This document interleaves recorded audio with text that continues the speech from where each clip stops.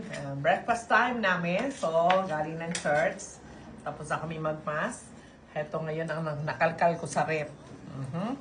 Bangos na may kamatis at sibuyas sa tiyan. At ang taba-taba ng bangos. Ito. Tiyan, no? Tingin ko, mas lalong masarap yung pag nilagyan natin alamang. Ito. Alamang from the rep. Ito yung siya ng bangos. Ayan. Wow.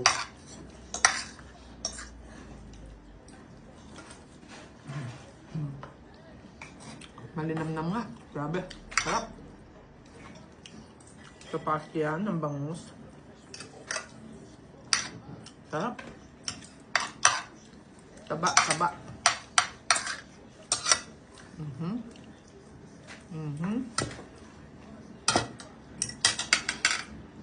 At meron pa. Kala nyo ito lang ampalaya at okra. Saka dalawa na nga ako nakain. Pangatlo na to. Sarap. Perfect combination ng aming pagkain ngayon. Although from the rep lahat. Perfect.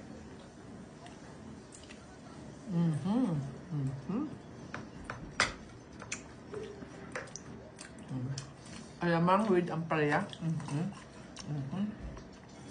Ampalaya with alamang. Sarap.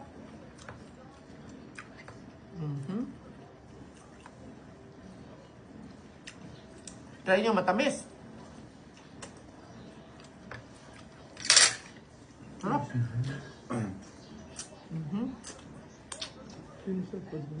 Meron pa. May bulalo pa tayo.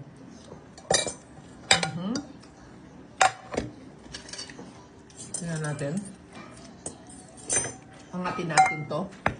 Ayan. Angatin natin ang bulalo.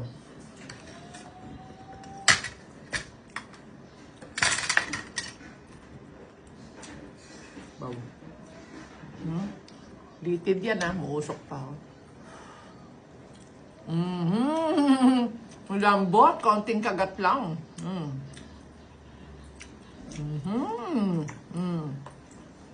Pwede na po ito sa atin, mga low carbers. Kahit may mga cancer, sakit pa kayo ng diabetes. Pwede na po yung mga ganitong pagkain sa atin. Yes. Kasi 4 na taon na ganito rin ang kinakain ko. O, nag-okay, di ba? So, ang experience ko, yun naman na sinishare ko sa inyo. So, try nyo. Harap po. Basta po wala kaming kanin 4 na taon walang kanin. Walang pancit, walang bread, walang processed food. Yun. Kailangan alam natin yung ating i-avoid. Hindi sila pwedeng magkasama. Okay? No sugary drinks, no sugary food. No carbs. Low lang. Low carbs. Dahil sa gulay. Ito, may carbs itong konti. Yan. Like that. So, ang mga carbs natin, back to me. Mga carbs natin galing na sa gulay.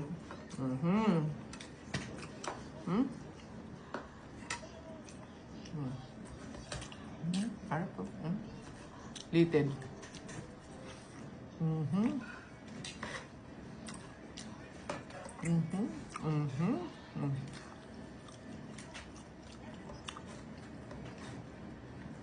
Sarap.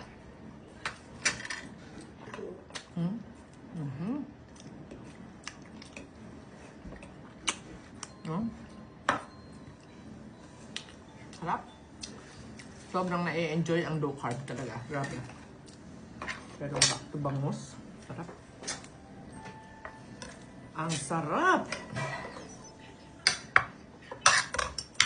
Kaya huwag kayo natatakot kumain ng taba. Basta siguraduhin natin na tayo ay naka-low carb. At pure low carb lang ang ating kinakain. Fats and protein, yan talaga ang tamang pagkain natin sa low carb. If you choose low carb, kumain kayo ng may taba. Huwag kayong matakot.